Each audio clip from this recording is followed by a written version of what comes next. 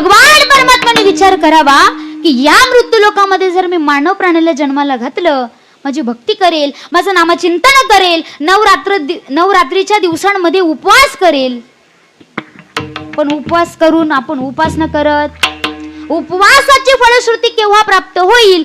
ज्यावेळी उपवासासोबत आपण त्या भगवती मातेची उपासना करणार तेव्हा. नाहीतर उपवास आहे म्हणून मला इतकी चक्कर येते, इतका अशक्तपणा येतो की मला देवपूजेला बसता येत, त्या उपवासाची फलश्रुती प्राप्त होईल का? हा, काही लोकांची परिस्थिती तर अशी आहे, उपवास निघत नाही तरी सुद्धा करतात, पण घरातली माणसं जेवायला बसली की त्याच्या शेजारी जाऊन बसतात का? निदान वासन तरी काय होईल? अशी भक्ती. सांगायचं तात्पर्य, ज्याचा जसा भाव त्याची तशी भक्ती असते.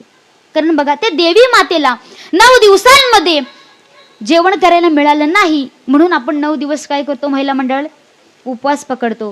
हा, तिला पायामध्ये चप्पल घालायला मिळाली नाही म्हणून आपण काही माणसं उपवास केल्यानंतर पायामध्ये चप्पल सुद्धा घालत, गादीवरती त्या आईला झोपायला मिळालं नाही म्हणून काही महिला मंडळ सुद्धा बघा गादीवरती 9 दिवस आराम करत.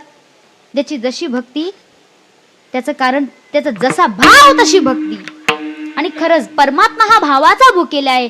थोर प्रेमाचा भुकेला हाची दुष्काळ तयाला. किती मोठा जरी दुष्काळ असला ना महिला मंडळ, त्या ठिकाणी भाव असला की परमात्म्याची प्राप्ती होते. तो परमात्मा आपल्या हाकेला हो देतो, आपल्या मदतीला धावून येतो, संकटातून वाचवतो. आपलं निवारण मात्र केल्याशिवाय राहत नाही. तर आपली भक्ती अशी आहे की आयुष्यभर आपण त्याची भक्ती करत नाही, त्याची पूजा अर्चा करत नाही, त्याला भजत नाही, त्याची उपासना करत नाही.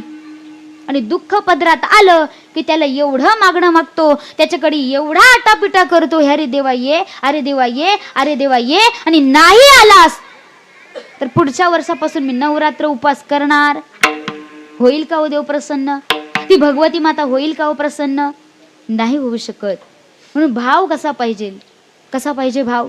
श्रद्धेनं भाव, निष्ठेनं भाव. श्रद्धा निष्ठा लक्षार्थ वाचार्थ कळणं गरजेचं आहे.